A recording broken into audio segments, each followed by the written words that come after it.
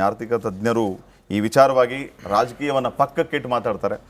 So sir, ಈಗ ಬೆಲೆ ಏರಿಕೆಗೆ ಮುಖ್ಯ ಕಾರಣ ಏನು ಅನ್ನುವಂತಹ ಪ್ರಶ್ನೆ ಬಂದಾಗ ನಾನಾ ರೀತಿಯ ಆಯಾಮಗಳಲ್ಲಿ ವಿಶ್ಲೇಷಣೆ ಮಾಡಲಾಗ್ತಾ ಇದೆ. ಸದ್ಯಕ್ಕಿನ ಪರಿಸ್ಥಿತಿ ಯುದ್ಧದ ವಾತಾವರಣ ಇದೆ. ಕೇವಲ ನಮ್ಮ ದೇಶದಲ್ಲಿ ಮಾತ್ರ ಅಲ್ಲ, ಇಡೀ ಜಗತ್ತಿನಲ್ಲೇ ಸದ್ಯಕ್ಕೆ ಈ ರೀತಿಯ ಪರಿಸ್ಥಿತಿ ಇದೆ. ಇಷ್ಟು ದಿನಗಳ ಕಾಲ ದೇಶದ ಜನರಿಗೆ ಯಾವುದೇ ರೀತಿಯ ತೊಂದರೆ ಆಗದೇ ಇರೋ ರೀತಿಯಲ್ಲಿ ಪರ್ ಡೇ 1000 crore ಲಾಸ್ ಇದ್ರೂ ಕೂಡ ಬೆಲೆ ಏರಿಕೆಯನ್ನ ಮಾಡದೆ ಕೇಂದ್ರ ಸರ್ಕಾರ ಎಲ್ಲ ನಿಗಾ ವಹಿಸಿತ್ತು. ಆದರೆ ಈಗ ಅನಿವಾರ್ಯವಾಗಿದೆ ಅನ್ನುವಂಥ ಚರ್ಚೆಗಳಾಗ್ತಾ ಇದೆ. ಇದನ್ನು ನೀವು ಯಾವ ರೀತಿ ನೋಡ್ತೀರಿ ಸರ್? ಇದು ಪರ್ಟಿಕ್ಯುಲರ್ಲಿ 1000 ಅಲ್ಲ, 1700 to 1900 crores per day oil manufacturing company lose ಆಗ್ತಾ ಇದೆ. ಇದು ಕಾರಣ ಮೋದಿಯವರಲ್ಲ, ಪೊಲಿಟಿಕ್ಸ್ ಅಲ್ಲ, ಇಕನಾಮಿ ಅಲ್ಲ. ಯಾವಾಗ ಸ್ಟ್ರೇಟ್ ಆಫ್ ಹಾರ್ಮೋಸ್ನಲ್ಲಿ ಬರುವ ತೈಲ ಒಂದು ವೇಳೆ ಇರಾನ್ನವರು ಸ್ಟಾಪ್ ಮಾಡಿದ್ರೆ ಇದು ಮೋದಿಗೆ ಸಂಬಂಧ ಏನಿದೆ? ಅದು ತಪ್ಪಾಗುತ್ತೆ ಹೇಳಲಿಕ್ಕೆ. ಓಕೆ, ಒಂದು ಹೇಳ್ಬೋದು, ಓಕೆ ಎಲೆಕ್ಷನ್ ಆಗೋ ತನಕ ಇವರು ಜಾಸ್ತಿ ಮಾಡಿಲ್ಲ, ಅಷ್ಟು ಸಹಿಸ್ಕೊಂಡ್ರು, ಅಷ್ಟು ದಿವಸ ಸಹಿಸ್ಕೊಂಡ್ರಲ್ಲ. ಆದರೆ US ತೊಳ್ಕೊಳ್ಳಿ, US ನಲ್ಲಿ ಹೈಯೆಸ್ಟ್ ಆಯಿಲ್ ಪ್ರೊಡಕ್ಷನ್ ಆಗ್ತಾ ಇದೆ. ಅವರು ಪರ್ ಗ್ಯಾಲನ್ ₹2.50 ₹8 ಜಾಸ್ತಿ ಮಾಡಿದ್ದಾರೆ. ಅಲ್ಲಿ ಆಯಿಲ್ ಪ್ರೊಡಕ್ಷನ್ ಆಗ್ತದೆ. ಇಂಡಿಯಾದಲ್ಲಿ ಆಯಿಲ್ ಪ್ರೊಡಕ್ಷನ್ ಆಗುವುದೇ ಇಲ್ಲ. ಹೌದು, ಪರ್ ಗ್ಯಾಲನ್. ಅಂದರೆ 89% of the oil is imported. ಅದು ಕೂಡ ನೋಡಿ, ದರಿದ್ರ ಏನಂದರೆ ಡಾಲರ್ ವ್ಯಾಲ್ಯೂ ಇವಾಗ ನಾವು 95ಗಿಂತ ಮೇಲೆ ಹೋಗಿದೆ. 96 ತನಕ ಹೋಯ್ತು, ಅದು 95 ಬಂತು ಪರ್ ಡಾಲರ್. ಇದು ಅಲ್ಲದೆ ಬ್ಯಾರೆಲ್ ವ್ಯಾಲ್ಯೂ 63-65 ಇರೋದು ಬ್ಯಾರೆಲ್ ವ್ಯಾಲ್ಯೂ ಇವಾಗ 105ಕ್ಕಿಂತ ಮೇಲೆ 106 ಹೋಯ್ತು ಪರ್ ಬ್ಯಾಲರ್ಗೆ. ಆವಾಗ ಈ ಬ್ಯಾಲರ್ ಕಾಸ್ಟ್ ಪ್ಲಸ್ ಈ ಡಾಲರ್ ಕಾಸ್ಟ್ ಜಾಸ್ತಿ ಆದಾಗ ಇದು ಮೋದಿ ಸರ್ಕಾರಕ್ಕೆ ಸಂಬಂಧ ಅಲ್ಲ, ಇದು ಯೂನಿವರ್ಸಲ್ ಪ್ರಾಬ್ಲಮ್, ಇಕೋ. ಅದಕ್ಕೋಸ್ಕರ ನೋಡಿ, ನಿನ್ನೆ ಮೋದಿ ಅವರು ಏನು ಮಾಡಿದ್ರು, 1 ತಿಂಗಳ ತನಕ ಸ್ವಲ್ಪ ಅಂದರೆ ಅಸ್ಟಾರಿಟಿ ಮೆಜರ್ಸ್ ತಗೊಳ್ಳಿ. 1 ವರ್ಷ ತನಕ ಬಂಗಾರವನ್ನು ಖರೀದಿ ಮಾಡಬೇಡಿ, ಅನ್ಲೆಸ್ ರಿಕ್ವೈರ್ಡ್. ಫಾರಿನ್ ಟೂರ್ ಮಾಡಬೇಡಿ. ಮಿತವಾಗಿ ನೀವು ಫರ್ಟಿಲೈಸರ್ನ ಸ್ವಲ್ಪ ಕಮ್ಮಿ ಉಪಯೋಗಿಸಿ. ಅಂದರೆ ಏನೆಲ್ಲ ನಾವು ತೈಲದಿಂದ ತಯಾರಾಗೋ ಪ್ರಾಡಕ್ಟ್ ಇದೆಯೋದಲ್ಲ, ಅದು ಸ್ವಲ್ಪ ಕಮ್ಮಿ ಉಪಯೋಗಿಸಿ ಅಂತ ಹೇಳ್ಬಿಟ್ಟು ಒಂದು ಸಂದೇಶ ಕೊಟ್ಟಿದ್ದಾರೆ. ಅಂದರೆ ಟ್ರಾವೆಲ್ ಮಾಡುವಾಗ ಕೂಡ ಪಬ್ಲಿಕ್ ಟ್ರಾನ್ಸ್ಪೋರ್ಟ್ ತಗೊಳ್ಳಿ ಅಥವಾ ಪೂಲ್ ಅಪ್ ಮಾಡಿ. ಅಂದರೆ ಇದು ಏನು ಮಿತವ್ಯಯ ಆಗಲಿ. ಯಾಕಂದರೆ ಆಯಿಲ್ ನಮ್ಮ ಹತ್ರ ತಯಾರಾಗ್ತಾ ಇಲ್ಲ, ಡಾಲರ್ ವ್ಯಾಲ್ಯೂ ಜಾಸ್ತಿ ಹೋಗ್ತಾ ಇದೆ. ಇದಕ್ಕೋಸ್ಕರ ಫಿಸ್ಕಲ್ ಡೆಫಿಸಿಟ್ ತೊಂದರೆ ಆಗ್ತಾ ಇದೆ, ಬ್ಯಾಲೆನ್ಸ್ ಆಫ್ ಪೇಮೆಂಟ್ ತೊಂದರೆ ಆಗ್ತಾ ಇದೆ, ಇನ್ಫ್ಲೇಷನ್ ಜಾಸ್ತಿ ಆಗುತ್ತೆ. ಅದಕ್ಕೋಸ್ಕರ ಇದನ್ನೆಲ್ಲ ಇಕಾನಮಿಕಲಿ ಕಂಟ್ರೋಲ್ ಮಾಡಬೇಕಾದ್ರೆ ನೋಡಿ, ನಿಮ್ಮ ಸಹಾಯ ಬೇಕು, ನಮಗೆ ನಮ್ಮ ಒಟ್ಟಿಗೆ ಸಾಥ್ ಕೊಡಿ ಅಂದ್ಬಿಟ್ಟು ಕೂಡ ನಿನ್ನೆ ಹೇಳಿದ್ದಾರೆ. ಇದಲ್ಲದೆ ಬಾಕಿ ಎಲ್ಲ ರಾಷ್ಟ್ರಗಳು ತಗೊಳ್ಳಿ, ಅಲ್ಲಿ ಎಲ್ಲ ಪ್ರೈಸ್ ಜಾಸ್ತಿ ಆಗಿದೆ. ನಾವು ಮಾಡಿರಲಿಲ್ಲ, ಯಾಕಂದ್ರೆ ನಮ್ಮದ್ರ ಸ್ಟಾಕ್ ಇತ್ತು, 1 ವರ್ಷ ತನಕ ಸ್ಟಾಕ್ ಇತ್ತು. ಆದರೆ ಇದು ಬರುವ ತೈಲನೇ ಕಾಸ್ಟ್ಲಿ ಆದರೆ, ಈಗ ನೋಡಿ, ಕಳೆದ 15 ವರ್ಷದಿಂದ ಒಂದು ಕೂಡ ಶಿಪ್ ಪಾಸ್ ಆಗಿಲ್ಲ ಸ್ಟೇಟ್ ಆಫ್ ಹಾರ್ಮೋಸ್ನಿಂದ. ನಿನ್ನೆ 2 ಶಿಪ್ ಪಾಸ್ ಆಗಿದೆ, ಇಂಡಿಯಾದ ಮಾತ್ರ ಪಾಸ್ ಮಾಡಿದ್ದಾರೆ. ಅಂದರೆ ಈಗ ಯಾವ ರೀತಿ ಸ್ಟ್ರೇಟ್ ಆಫ್ ಹಾರ್ಮೋಸ್ ಆಗುತ್ತೆ ಅಂತ ಹೇಳಲಿಕ್ಕೆ ಸಾಧ್ಯ ಇಲ್ಲ. ಇಲ್ಲಿ ಜಿ ಜಿನ್ಪಿಂಗ್, ಚೈನಾ ಚೀಫ್ ಮತ್ತು US ಅವರು, ಟ್ರಂಪ್ನವರು ಈಗ ಚೈನಾದಲ್ಲಿ ಸ್ವಲ್ಪ ಮೆಮೊರಾಂಡಮ್ ಅಂಡರ್ಸ್ಟ್ಯಾಂಡಿಂಗ್ ಮಾಡ್ತಾ ಇದ್ದಾರೆ, ಒಪ್ಪಂದ ಮಾಡ್ತಾ ಇದ್ದಾರೆ.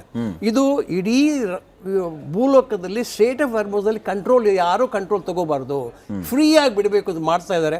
ಕಾದು ನೋಡೋಣ, ಬಹುಶಃ ಸುಧಾರಿಸ್ಕೊಳ್ಬಹುದು. ಡಾಕ್ಟರ್ ಸತೀಶ್ ಅವರು, ಈಗ ನಮ್ಮ ಬೇರೆ ದೇಶಗಳ ಆರ್ಥಿಕ ಸ್ಥಿತಿಯನ್ನ ನೋಡಿದಾಗ ನಮ್ಮ ದೇಶ ಸದೃಢವಾಗಿದೆ, ಯಾವುದೇ ರೀತಿಯ ತೊಂದರೆ ಇಲ್ಲ ಅಂತ ಆದಾಗ್ಯೂ ಕೂಡ ಈ ರೀತಿಯ ಟೀಕೆಗಳು ಯಾಕೆ ಕೇಳಿ ಬರ್ತಾ ಇದೆ?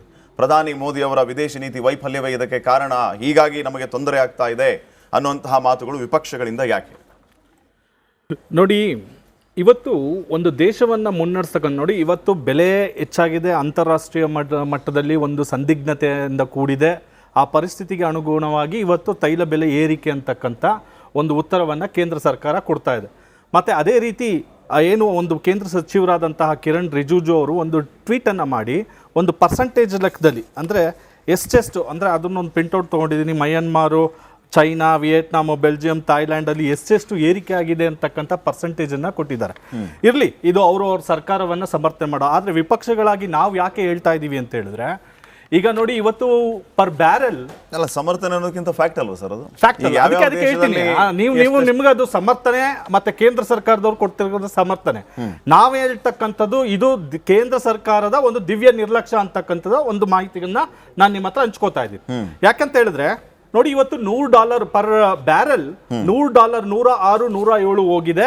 ಅದರಿಂದ ನಾವು ಬೆಲೆ ಏರಿಕೆಯನ್ನ ಮಾಡಬೇಕಾಗಿದೆ ಅಂತಕ್ಕಂಥ ಪರಿಸ್ಥಿತಿಯನ್ನ ಹೇಳ್ತಾರೆ. ಆದ್ರೆ ಕಳೆದ 2 ವರ್ಷದಿಂದ ನಮ್ಮ ದೇಶದಲ್ಲಿ ಏನಾಗಿದೆ ಅಂತ ಹೇಳಿದ್ರೆ ಪರ್ ಬ್ಯಾರೆಲ್ $60 ಇತ್ತು. $60 ಯಾವುದು ಕ್ರೂಡ್ ಆಯಿಲ್ ಅಂತಕ್ಕಂಥದ್ದು ಏನು ನಮ್ಮ ದೇಶಕ್ಕೆ ಬರ್ತಾ ಇತ್ತು 60-64. ನಾನು ಈ ಸ್ಟ್ಯಾಟಿಸ್ಟಿಕ್ಸ್ ಕಳೆದ 10 ವರ್ಷ ತಗೊಂಡಿದ್ದೀನಿ. ನೀವು ಇದು ಅಂತಾರಾಷ್ಟ್ರೀಯ ಮಟ್ಟದಲ್ಲಿ ಯಾವ ರೀತಿ ಇದು ಒಂದು ಕ್ರೂಡ್ ಆಯಿಲ್ ರೇಟು ಯಾವಾಗ ಫ್ಲಕ್ಚುಯೇಷನ್ ಆಗಿದೆ ಅಂತಕ್ಕಂಥ ಮಾಹಿತಿಯನ್ನು ನಾನು ತಗೊಂಡಿದ್ದೀನಿ. ಆದ್ರೆ $60-64 ಬ್ಯಾರಲ್ ಇದ್ದಾಗ ನೀವು ಅದರ ಲಾಭಾಂಶವನ್ನ ನಮ್ಮ ಭಾರತೀಯರಿಗೆ ನೀವು ಒಪ್ಸೋದ್ರಲ್ಲಿ ವಿಫಲ ಆಗಿದ್ದೀರಾ. ಅವತ್ತು ಸಹ $100 ಲೀಟರ್, $90 ಲೀಟರ್ ತಗೊಂಡಿದ್ದೀರಾ ನೀವು. $60 ಇದ್ದಾಗ ಯಾವ್ದಾದ್ರು ಯುದ್ಧ ನಡೀತಾ ಇತ್ತಾ? ಯಾವುದು ಯುದ್ಧ ನಡೀತಿರ್ಲಿಲ್ಲ. ಆದ್ರೆ ನಾನು ಹೇಳ್ತಾ ಇರೋದು ಕಷ್ಟ ಬಂದಾಗ ಕಷ್ಟ ಬಂತು, ಕಷ್ಟಕ್ಕೆ ಭಾರತೀಯರು ಬೆಲೆಯನ್ನ ಕೊಡಬೇಕು ಅಂತಕ್ಕಂಥ ವಾದವನ್ನ ಹೇಳ್ತಾ ಇದ್ದಾರೆ. ಆದ್ರೆ ಸುಖವಾಗಿದ್ದಾಗ ನೀವ್ ಯಾಕೆ ಬೆಲೆಯನ್ನ ಇಳಿಸ್ಲಿಲ್ಲ? $60 ನೀವು ಬ್ಯಾರಲ್ ರೇಟ್ ಇದ್ದಾಗ 2 ವರ್ಷ ಸುಮಾರು 80,000 ಕೋಟಿ ರೂಪಾಯಿಯನ್ನ ಈ ಭಾರತೀಯರ ಜನರ ಹಣವನ್ನ ನೀವು ದೋಚಿದಿರಲ್ಲ. ಇದನ್ನ ಯಾಕೆ ನೀವು ಆ ದಿನ ಕೊಟ್ಟಿಲ್ಲ? ಅವತ್ತು ನೀವೇನಾದ್ರೂ ಆ ಒಂದು ಲಾಭಾಂಶವನ್ನ ಕೊಟ್ಟಿದ್ರೆ ಇವತ್ತು ನಮ್ಮ ಕಷ್ಟ ಬಂದಿದ್ಯಪ್ಪ, ಅಂತಾರಾಷ್ಟ್ರೀಯ ಮಟ್ಟದಲ್ಲಿ ಬೆಲೆ ಏರಿಕೆ ಆಗಿದೆ, ನಾನು ಅದರಿಂದ ಬೆಲೆ ಏರಿಕೆ ಮಾಡ್ತಿದ್ದೀನಿ ಅಂತ ಹೇಳಿದ್ರೆ ಒಂದು ಪುಷ್ಟಿ ಕೊಡುವಂತ ಒಂದು ಅಂಶ ಆಗ್ತಿತ್ತು. ಆದ್ರೆ ಕಷ್ಟ ಬಂದಾಗ ಮಾತ್ರ ನಮ್ಮ ಭಾರತೀಯರೆಲ್ಲ ಕೊಡಬೇಕು. ಇವತ್ತು ಜನಜೀವನ ಅಸ್ತವ್ಯಸ್ತ ಕೂತಿದೆ. ಬೆಲೆ ಏರಿಕೆ ಒಂದ್ ಕಡೆ, ನಿರುದ್ಯೋಗ ಒಂದ್ ಕಡೆ, ಕೇಂದ್ರ ಮತ್ತೆ ರಾಜ್ಯ ಸರ್ಕಾರದ ಅಸಮರ್ಥ ನೀತಿಗಳಿಂದ ಇವತ್ತು ಭಾರತೀಯರು ತತ್ತರಿಸ್ತಾ ಇದ್ದಾರೆ. ಆದರೆ ಇವತ್ತು ದೊಡ್ಡಣ್ಣ, ವಿಶ್ವದ ದೊಡ್ಡಣ್ಣ, ಹೌದು ರೀ, ನೀವು ಒಂದು ಮನೆಯನ್ನ ನೋಡ್ಕೊಳ್ತಾ ಇರ್ತಕ್ಕಂಥ ಯಜಮಾನ ಮೋದಿಯವರು ಈ 10 ವರ್ಷದಲ್ಲಿ ನೀವೇನ್ ಮಾಡಿದ್ರಿ, ನಾವೇನ್ ಮಾಡಿದ್ರಿ ಅಂತ ಕೇಳ್ತಾ ಇದ್ರೆ ನೋಡಿ, ಮುಂದೆ ನಮ್ಮ ದೇಶ ಯಾವ ರೀತಿಯ ಒಂದು ಆರ್ಥಿಕ ವ್ಯವಸ್ಥೆಯನ್ನ ನಾವು ಹೊಂದ್ಕೊಂಡಿದೀವಿ, ನಮ್ಮ ದೇಶದ ಜನರಿಗೆ ಏನ್ ಬೇಕು ಏನ್ ಬೇಡ. ನಾವು 80% 85% ಕ್ರೂಡ್ ಆಯಿಲ್ ಅನ್ನ ವಿದೇಶಗಳಿಂದ ನಾವು ಅವಲಂಬಿತರಾಗಿದ್ದೀವಿ. ಅದನ್ನ ನಾವು ಯಾವ ರೀತಿ ಸಬಲೀಕರಣವನ್ನ ಸಾಧಿಸಬೇಕು, ನಮ್ಮ ದೇಶದಲ್ಲಿ ಒಂದು ನೈಸರ್ಗಿಕ ಸಂಪನ್ಮೂಲಗಳನ್ನ ಯಾವ ರೀತಿ ಹೊರಹೊಕ್ಕಿ ಅದನ್ನ ನಾವು ಪ್ರೊಡಕ್ಷನ್ ಮಾಡಬೇಕು. ಆ ಪ್ರೊಡಕ್ಷನ್ ಮಾಡ್ತಕ್ಕಂಥ ಅಂಕಿಅಂಶಗಳನ್ನ ಇಟ್ಕೊಂಡು ಅನೇಕ ಅಂಕಿಅಂಶಗಳಿದೆ.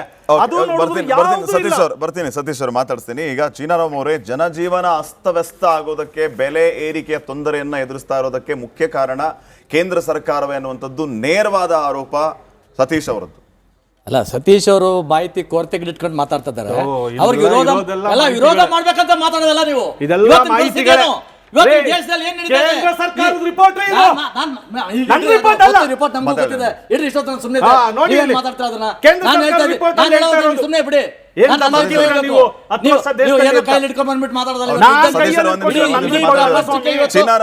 ಪ್ರಪಂಚದಕ್ಕೆ ಇವತ್ತು ತಲೆನೋವಾಗಿದೆ ಯುದ್ಧಗಳು. ಈ ಯುದ್ಧಗಳ ಬಗ್ಗೆ ತಲೆನೋವಾಗಿರುವಂತ ಸಂದರ್ಭದಲ್ಲಿ ಇವತ್ತು ನಮ್ಮ ದೇಶದ ಸಮರ್ಥರ ಪ್ರಧಾನಮಂತ್ರಿಗಳು ಇವತ್ತು ನೀವು ಒಂದು ಅರ್ಥ ಮಾಡ್ಕೋಬೇಕು. ಇವತ್ತು ಯಾವ ದೇಶಕ್ಕೆ ಹೋಗಿದ್ದಾರೆ ಗೊತ್ತವರು?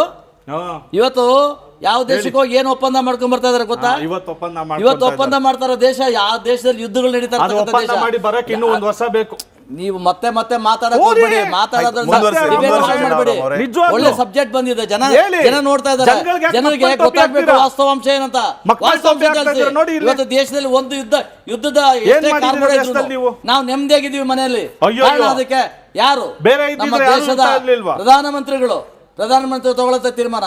ನಿಮ್ಮ ಕೇಜ್ರಿವಾಲ್ ನಿಮ್ಮ ಪಾರ್ಟಿ ತಗೊಳ್ತಕ್ಕಂಥ ತೀರ್ಮಾನದ ಬಗ್ಗೆ ನಾನು ಮಾತಾಡಲ್ಲ. ನಿಮ್ಮ ಪಾರ್ಟಿ ಜನಕ್ಕೆ ಗೊತ್ತಾಗಿದೆ.